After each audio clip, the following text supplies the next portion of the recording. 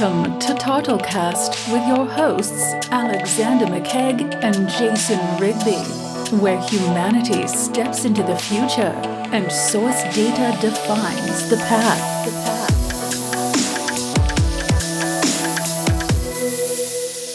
Back at it. Yes. I'm on it. You're on it, yeah. My brain's like the gears are flying. Yes. So- and you've got the kombucha, which the kombucha is clear gone. mind. Yeah. Yeah, so you're ready. So let's get into this one. The World Bank's annual World Development Report for 2021. So this is the World Bank. Yeah. This is our annual World Development Report. 21 themed it this way. This is the theme. Who's their target? Data for better lives. Okay. That's the theme in their target. And where are the better lives? What's their focus? Most of the focus is in Africa. Okay, good. Let's rip it up. So tell me about this. Because it's the least digitally connected continent. So they want to launch it in Q1 2021. So that's coming right up. Because this is end of October. No, this is November. Wow, we're right into it. Yeah, we're cooking. So the World Bank, which is a major international development partner, they teamed up and they want, this is what they said, on improving lives through data and technology is the most timely now for 2021. And this is particularly true for Africa. And like I said, the least digitally connected continent. Africa lands behind the rest of the world in internet access, digital device access, and digital skills. That's correct. And so they have trouble getting schools built. Right. School books. Political stability of their governments. Right. Fundamental resources like getting water piped around. They have no water infrastructures in most places. Did you hear about how they got in trouble with Facebook here recently with the government? No, tell me. Different governments. So this was interesting. So they were getting their information. So Facebook came out and said, we're going to give you phones, but it won't, if you're on Facebook, it won't go against any type of data because you have to actually buy data on their phones. Mm-hmm. So of course, what's going to happen, everybody's going to go on Facebook constantly. Of course. So it's a perverse incentive. There was end up like, and somebody have to look this up, because I don't want to be putting any misinformation out there. But what I was reading in an article was there was actually a coup that was formed off of, and people were killed based off of information that was being put out there on Facebook back and forth and relaying to where where this revolt was going and who was involved and the different families and the people, because they were posting. And when you, and this is what the World Bank wants, right? Not people to get killed, but they want connectivity. But they want connectivity, and they want lines of communication to happen in a more efficient manner. Right. Now, to some benefit of less developed African countries that have these sort of uprisings, right, it's almost beneficial to have broken lines of communication because you can hide. Yes. Okay. You cannot expose things that you otherwise wouldn't want exposed, giving you specific risks. We know this now. Here in the United States, everything we do is so digital. Mm-hmm. We're constantly exposed. Right. The second we put something out on the internet, it's public info. Yes. And we do it constantly. And it stays there forever. And now this is a cultural shift. Mm-hmm. So the World Bank is saying we want to develop the digital infrastructure of these countries, right? We want to give them the affordability of this communication, but this is also another risk that comes with it at the same time. Now, in order to do so, that's going to require people to have a device. Right. Okay. It's going to require that device to connect to some sort of transmission medium. Right. LTE, satellite, if it might be Elon Musk Starlink, which is 100 megabytes per second at $3.30 a day, which is still too much for people in Africa, but it's going to work generally around here for lower income places in the US, right, and, other developing nations. And then I think there was another piece that they said is also a requirement. Internet access. Yep. Digital device access and digital skills. Yeah, digital skills. So you can't. This is a funny concept here. You can't just give someone a tool, right? Jason, I've given you a hammer, and I love using this metaphor. I've given you a hammer. Go frame me a house. Do you know how to do that? No, you don't. No. You have to be educated on the tool, right? Like a function of what TARTLE does. We can't just create a tool and give it to the world. The reason ours is adopted so well and so well understood is because we educate on it. Yes. We educate on all the individual facets of it because then it becomes something of value. Right. If I just give someone a communication device and say, have at it, what do I do on the internet? What's an effective place for me to go on the internet so I can learn more, do more? Wikipedia, Khan Academy, all those things. Yeah, something that's completely understood would have ultimate value. That's when it has ultimate value. Right. But if you just dump an infrastructure and then give someone a tool and they have no idea how to actually extract the full value of it, Right. there's no worth to it. Right. So one of the largest facets that's being pushed here, especially in the 2021, progress report or whatever the World Bank's trying to do, is having that educational part of the infrastructure. Right. Education is an infrastructural thing. Right. It is probably more important than all the other things. Before you even hand something to someone, let them know about it. Let them know the risks of sharing information that much, especially in a public manner. Yeah, no, and one of the things that they shared here, World Bank focus on data and technology in 21, it should rally governments, industry, academia, and civil society.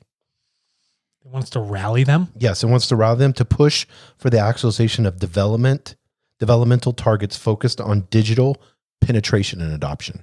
Yeah, so that's interesting. So when communication opens up, Right. okay, if we look at the United States, Pony Express, we have the ability to ship mail efficiently, first with people on horseback, Right. okay? Then it was on the train. And then the U.S. Postal Service had planes, okay? And we still have the little cement arrows that are on the ground. They're all over the U.S. if you can find them. They've lost their color. But those were the routes that went back and forth for the communication lines. And then we had the telephone line that came out. Right. And then it became even more efficient. And then the rest of our infrastructure blossomed at the same time because we could communicate ideas, information, money, services, all of that stuff at an accelerated rate. Whereby there's so many frictional barriers that you find in Africa with a mass of different countries, a mass of different cultures, Yes. religions, Right. ideologies, nationalistic uprisings. Right. So communication is something that has to happen first before you even see an economic benefit, is getting people to communicate better. That's a fundamental part of what it means to be a human being and interact in any sort of well-functioning or oiled society, is how we communicate, how we speak, share those ideas. Yeah, and one of the most recent blogs by the World Development Report 2021 team, they highlighted this. They gave an example of the use of social media activity to improve traffic safety in Kenya. So, just that ability for them to be able to go online, look, and say, oh, okay, there's traffic in this area or this area. We have that very simply here. Yeah. We have Apple Maps or Google Maps that gives us the red. And People don't know what it's like driving in Africa, though. Like a lot of them are like single track roads. Yes. Where it's like you're almost playing like chicken, and then you all like drive around one another. You want to know if there's a backup. Yes. They don't have the luxury of paved roads where 99% of our the continental United States has paved roads for us to transport ourselves. They don't have that. So knowing where those effective routes are means they save on gas. Right. They can get the crops from their farm where it needs to go quicker, right? They can transport people, all these different things. Like that you are were talking associated earlier with the cement arrows. Yeah. It's that building of that infrastructure. That's correct. And so from the digital format, if you can relay that information effectively, that's going to help with the efficiencies of people to make decisions and then change their interactions to go with it. Yeah, and I love this. They began to think about what constitutes real digital progress for nations. What did they say? And it What says is it? it's a meaningful connectivity. So meaningful connectivity, them, and they had this according to the Alliance for Affordable Internet, A4AI. We have meaningful connectivity when we can use the internet every day and regularly, using an appropriate device, a smartphone, with enough data, unlimited broadband, and a fast connection minimum of 4G. Under those conditions, they say, let me correct that, only under these conditions of user experience can the durable benefits envisioned by the World Bank's Data for Better Lives theme be realized. Okay, only. So unless these very specific line items are met, Yes. the system will fail. It lacks durability. It'll become fragile because one of the supporting pieces in the stool or this chair I'm sitting on, the leg is missing. Yes. If it's not there, then there's nothing for people to stand on. Okay, so unless those digital structural pieces are in place, Right. this whole plan's going to fail.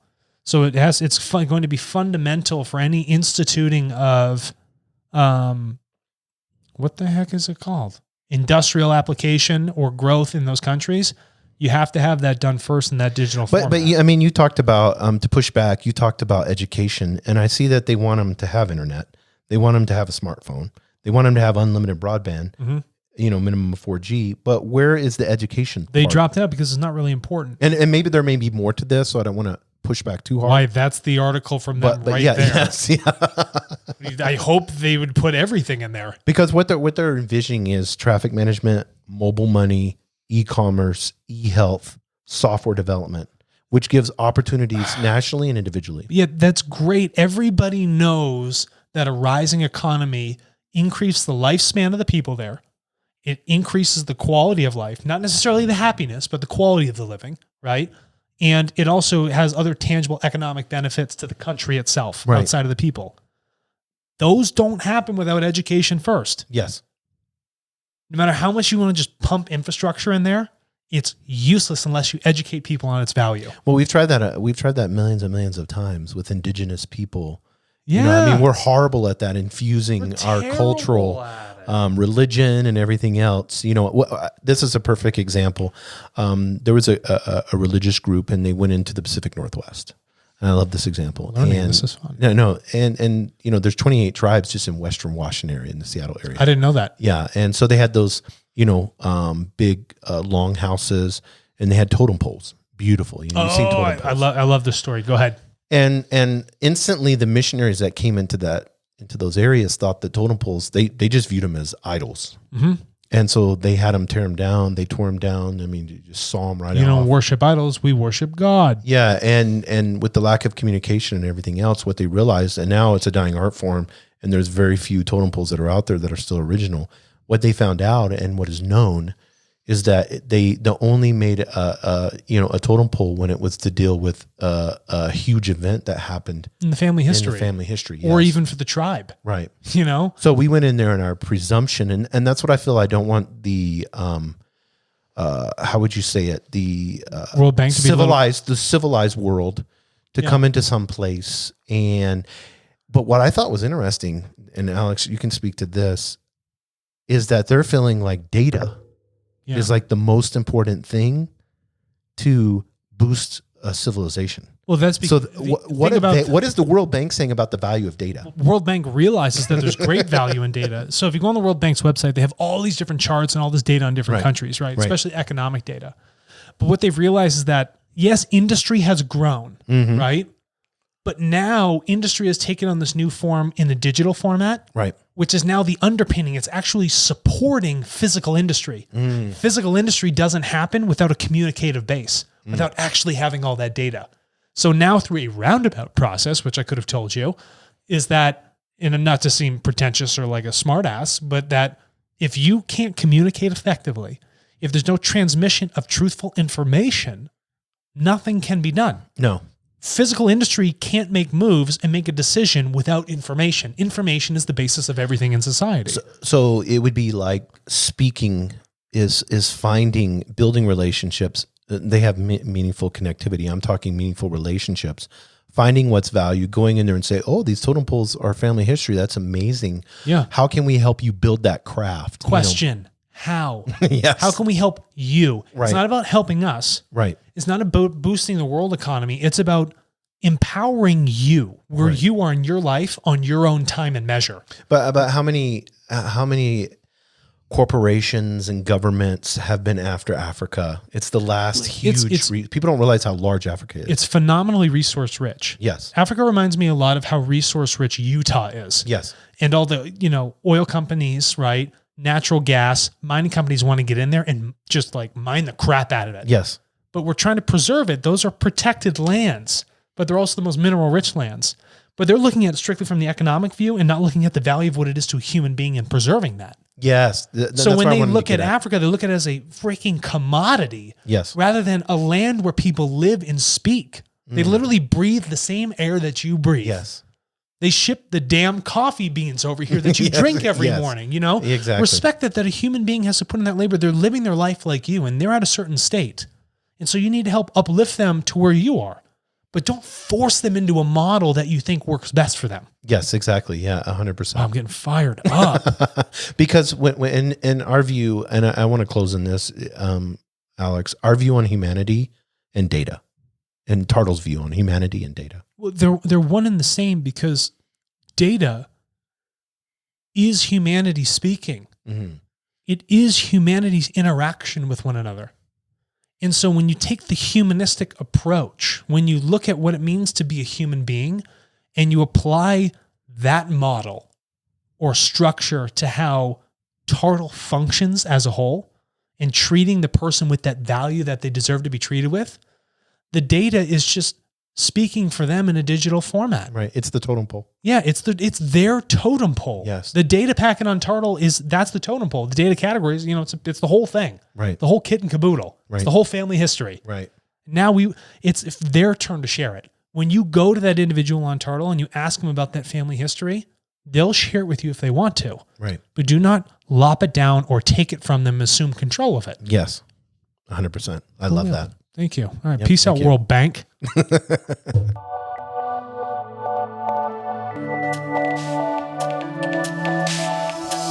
Thank you for listening to TartleCast with your hosts Alexander McCaig and Jason Rigby, where humanity steps into the future and source data defines the path. What's your data worth?